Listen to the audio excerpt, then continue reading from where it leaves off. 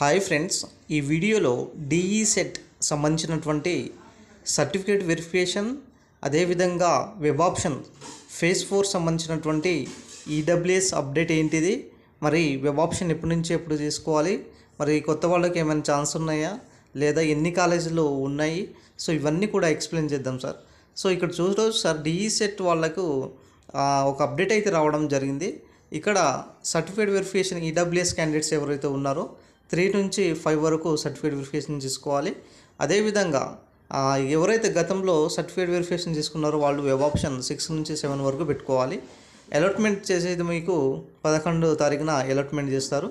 11/6/12 downloading allotment sibling సంబంధించినటువంటి వాళ్ళ candidates payment చేసుకోవచ్చు. సిబ్లింగ్ కూడా అవకాశం ఇచ్చారు. ఇక్కడ చూడవచ్చు sir, reporting and candidates duly submitting చేయాల్సింది ఎప్పుడంటే 11 and 12. మరి స్లైడింగ్ కూడా ఆప్షన్స్ ఇవ్వడం జరిగింది.